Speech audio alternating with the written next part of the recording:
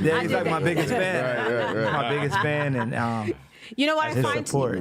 these days sometimes is that you on the opposite side, you will find, I see a lot of young people, they get online and they say, you know what? They see people on Instagram and then the entrepreneurship really starts bubbling because they see people making money. Mm-hmm. But I don't see them often wanting to put in that work that we're all talking about, the business, because they see the end result. Wow, that person makes 6 figures every month. And they just post? Yeah, they just post, but there's a whole lot behind it. They wrote the skit, they edited the skit, they figured out algorithms, they did a whole bunch. But I find that I meet a lot of young entrepreneurs who are online and think that social media really is the way for a lot of stuff to translate. They don't put in the work on the business side. Yeah. But a lot of them aren't putting in the work artistically either. True. You know, that artistic and creative process. Because unfortunately, where we are in the business, the talent is not the priority. Unfortunately, It's the end result of all the accolades and money and people seeing who you are. yeah, it's like how do you get at this point? How do you get followers? Yeah. Right.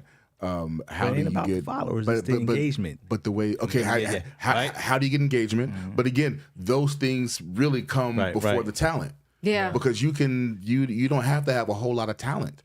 No, you don't. It's clickbait. And following trends. I know. Yeah, and unfortunately, so we talk about, so I think what happens is people start to see they don't necessarily have to put in the work. Like, why put in all this work on this talent when it's really the other things that get me in or get me over? Right. Yeah. So that's I can just keep posting a bunch of mediocre stuff. Something's going something's going to catch. So at And there are a lot, point, and I also want to say there are a lot of people that are putting in the work too. well, yeah, know but what I but that's why at some point as an artist, as you at 7 years old, you don't make these decisions, right? But as you get older and you cross that threshold, am I trying to make a living off of this art? Then you have to look at, as I said, the business side of it. But then you also have to look at it, are you really trying to be an artist? Because in that case, you have to put both in both baskets.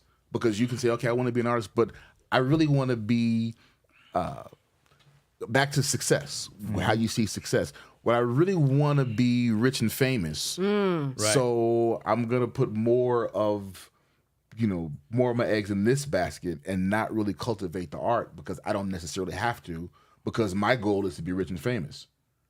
Unless, or the other side of it, if you want to be an artist, like I want to be a true artist and I want to make a living at this, then I have to do the extra work in cultivating my art and the business part of it.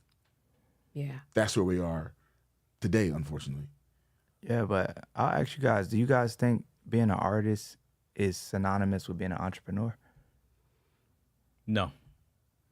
I think that's a new way of thinking.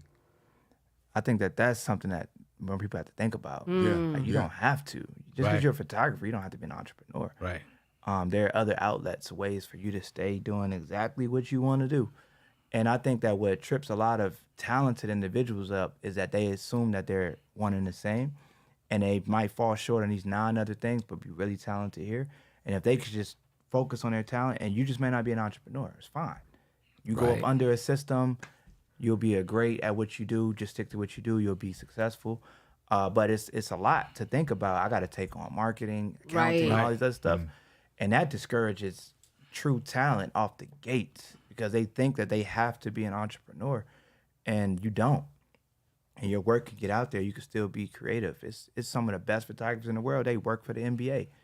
They get assignments from the NBA. They go sit courtside and they take photographs. And somebody else handles the rest of what happens after that photograph is done. And they're able to get their credit and do whatever they want to do.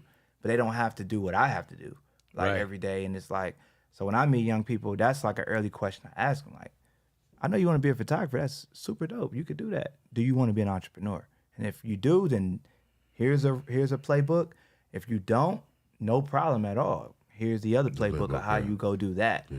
And you just perfect that craft, bro. Yeah. Somebody's going to put you on that payroll and you'll be all right. Yeah. Right.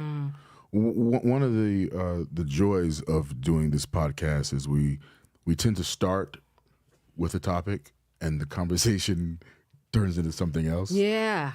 So the intent was to talk about artistic activism, but I love that we actually got into art and the business side of art and entrepreneurship. Yeah.